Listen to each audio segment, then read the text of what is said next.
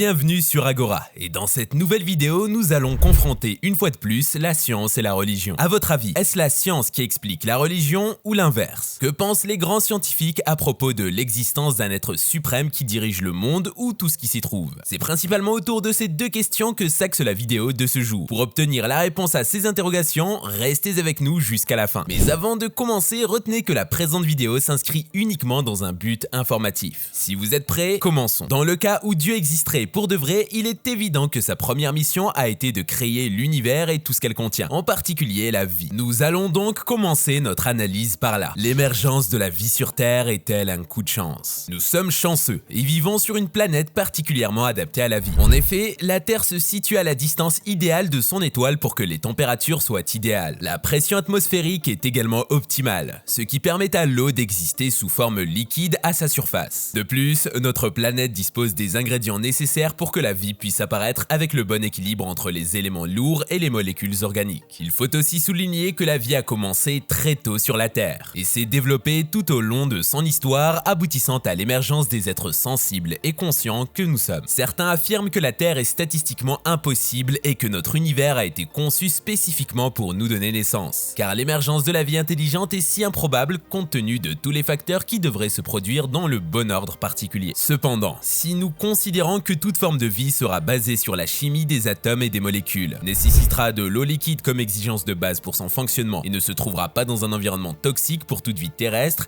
il y a des milliards de planètes dans notre seule galaxie qui correspondent à ces critères. Ainsi, même si les choses se sont produites de manière très spécifique sur Terre, il est possible que des conditions similaires se soient produites ailleurs dans l'univers. Les recherches sur les exoplanètes nous ont montré qu'il y a une grande diversité de planètes rocheuses orbitant à une distance appropriée de leur étoile pour permettre la présence d'eau liquide à leur surface, si elles ont des atmosphères similaires à la nôtre. Nous sommes en train de développer la capacité de détecter des exoatmosphères et leur composition sur des planètes de la taille de Neptune, et le télescope spatial James Webb va encore améliorer ses capacités en moins d'une décennie. Cependant, il y a d'autres facteurs à prendre en compte. Par exemple, si nous étions trop proches du centre galactique, le taux élevé de supernovas pourrait nous faire cuire et stériliser la vie. En outre, si nous n'avions pas une planète comme Jupiter pour nettoyer la ceinture d'astéroïdes, la quantité d'astéroïdes qui croisent notre chemin pourrait anéantir toute vie qui émerge. Enfin, nous sommes là à un moment relativement tôt dans l'histoire de l'univers, et nous avons un temps limité avant que notre soleil ne devienne trop chaud pour ne plus permettre la vie sur Terre. Lorsque l'univers était plus jeune, il n'y avait pas suffisamment d'éléments lourds pour permettre l'émergence de la vie. Par conséquent, nous sommes arrivés au bon moment pour apparaître dans notre univers et pour observer toutes les galaxies avant que l'énergie noire ne les éloigne trop loin de nous. Si nous étions plus proches du centre de notre galaxie, il est vrai que le taux de formation d'étoiles et de supernovas serait plus élevé. Mais cela signifie également que les éléments lourds nécessaires à la vie seraient créés plus rapidement. En périphérie, cela prend juste un peu plus de temps. Ce qui concerne la stérilisation d'une planète par une supernova, cela nécessiterait d'être très proche. Beaucoup plus proche que les étoiles ne le sont généralement près du centre galactique ou d'être sur la trajectoire directe d'un faisceau d'hypernova, ce qui serait incroyablement rare. Même dans ce dernier cas, il est peu probable que toute la vie soit anéantie. Les océans profonds pourraient toujours abriter de la vie et il y aurait des conditions favorables pour que la vie complexe revienne. Une fois que la vie s'installe sur une planète, il est difficile de la détruire complètement. En somme, il n'y a pas lieu de s'inquiéter. De même pour les astéroïdes, un système solaire sans une planète de la taille de Jupiter serait certainement plus en danger. Mais la question est de savoir si ces objets seraient perturbés dans leurs orbites et projetés dans le système solaire interne en l'absence d'une planète géante. En effet, cela pourrait entraîner une augmentation des événements d'extinction, mais cela pourrait aussi accélérer la différenciation de la vie, rendant ainsi l'intelligence plus probable. La preuve que nous avons besoin d'une planète comme Jupiter pour la vie est au mieux spéculatif, tout comme la preuve que notre emplacement dans la galaxie est essentiel et également rare. En réalité, il existe probablement des dizaines voire des centaines de millions de mondes dans notre seule galaxie qui répondent à ces critères. En outre, bien que notre système solaire soit apparu relativement tôt dans l'histoire de l'univers, les composants nécessaires à la formation d'étoiles et des systèmes solaires comme le nôtre étaient présents en abondance dans les galaxies plusieurs milliards d'années avant. En effet, des mondes potentiellement habitables ont été découverts dans lesquels la vie aurait pu se développer entre 7 et 9 milliards d'années. Ainsi, il est peu probable que nous soyons les premiers êtres vivants dans l'univers, car les conditions nécessaires à l'apparition de la vie semblent se retrouver dans toute la galaxie et probablement dans tout l'univers. Dieu serait-il soumis aux lois de la physique? Ou les surpasse-t-il? Encore une fois, merci de comprendre que la présente analyse n'a pas pour but de soutenir ou renier l'existence d'un quelque dieu. La vidéo est uniquement à titre titre informatif. Revenons donc à la question de départ. Dieu serait-il soumis aux lois de la physique? Pour y répondre, il est important de la décomposer en plusieurs éléments. Tout d'abord, il faut se demander si Dieu peut voyager plus vite que la lumière. Si l'on prend la question littéralement, la lumière se déplace à une vitesse d'environ 3 fois 10 à la puissance 5 de km par seconde, soit environ 186 000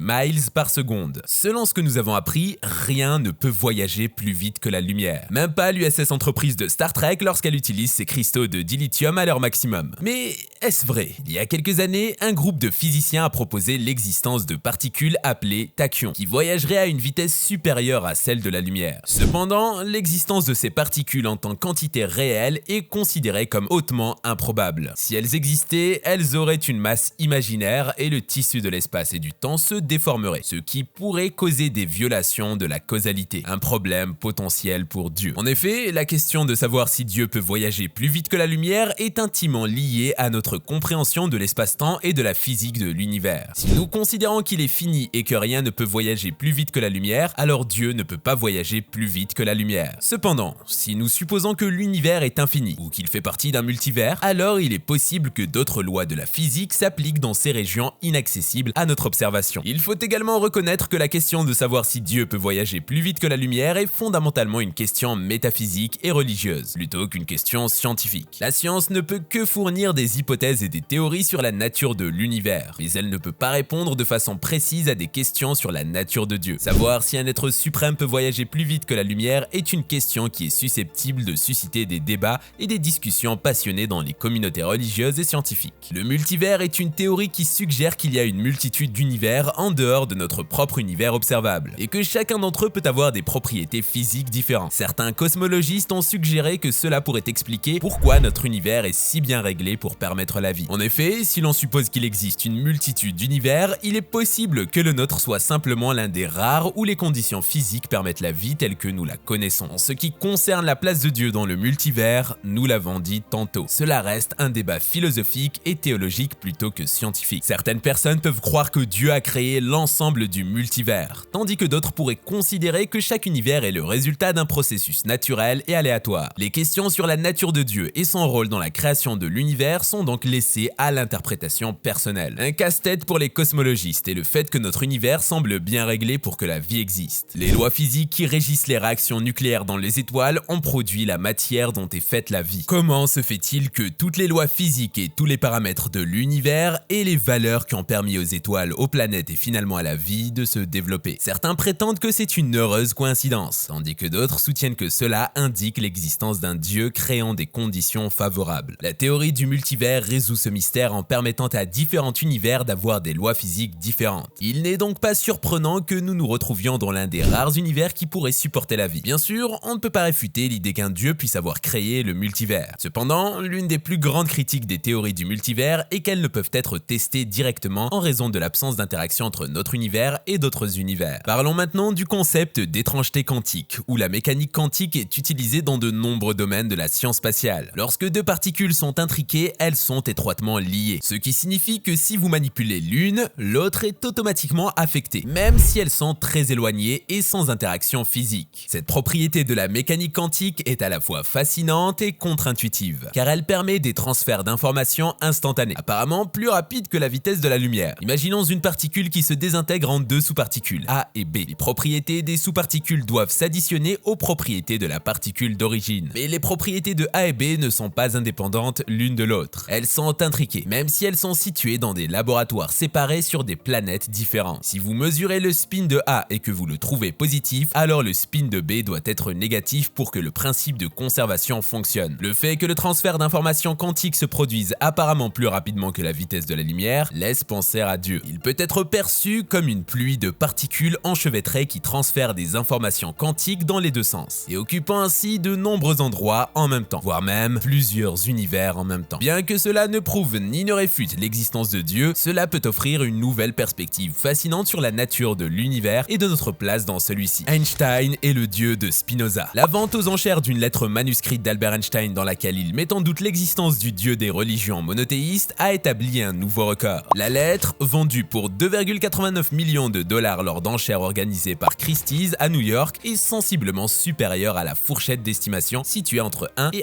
3,5 millions de dollars. Il s'agit d'une somme considérable, dépassant même le prix d'achat d'une autre lettre d'Einstein datant de 1939, acquise en 2002 pour 2,1 millions de dollars, qui avertissait Franklin Delano Roosevelt des projets atomiques allemands. La lettre date de 1954 et est adressée au philosophe Erich Gutkind. Au sein d'elle, Albert Einstein, qui avait fui l'Allemagne nazie, réfute toute croyance religieuse et affirme que le mot Dieu est simplement l'expression et le produit des faiblesses humaines. Il considère également que la Bible est un recueil de légendes vénérables, mais primitives. Dans cette missive d'une page et demie, le chercheur décédé à l'âge de 76 ans, un an après l'écriture de cette lettre, exprime également son opinion sur le judaïsme, affirmant que toutes les religions, y compris celle-ci, sont l'incarnation d'une superstition primitive. Il ajoute que le peuple juif n'a pas de dignité différente des autres et qu'il ne perçoit rien de l'élu chez eux. Albert Einstein avait en effet une vision particulière de la divinité. Bien qu'il n'adhérait pas à la conception de Dieu des religions monothéistes, il n'était pas un pur athée pour autant. En 1929, il avait confié au rabbin Herbert Goldstein croire en un Dieu de Spinoza, qui se manifeste dans l'harmonie de toutes les choses existantes, mais pas en un Dieu qui s'occupe du destin et des actions des êtres humains. Le philosophe hollandais du XVIIe siècle avait théorisé une divinité qu'il appelait également la nature, englobant tout ce qui existe sans image de l'homme ni intention particulière. Einstein appréciait cette vision en raison de sa perception de l'univers, comme il explique en 1936 à une jeune fille qui lui demande si les scientifiques prient. Revenons un peu à l'époque contemporaine avec l'un des plus grands scientifiques, Neil deGrasse Tyson. Le Tysonisme, une religion scientifique selon Neil deGrasse Tyson. Neil deGrasse Tyson, un astrophysicien originaire de New York, est considéré comme le communicateur scientifique le plus populaire du moment. Il dirige le Hayden Planetarium à New York et a écrit de nombreux livres de vulgarisation scientifique et produit des documentaires scientifiques dont Cosmos, A Space-Time Odyssey pour le National Geographic. Sur une de ses pages Facebook, il prône une nouvelle religion, le Tysonisme. La soi-disant religion est évidemment celle de la science moderne. Tyson ne se décrit pas comme un athée ou un agnostique, mais comme scientifique.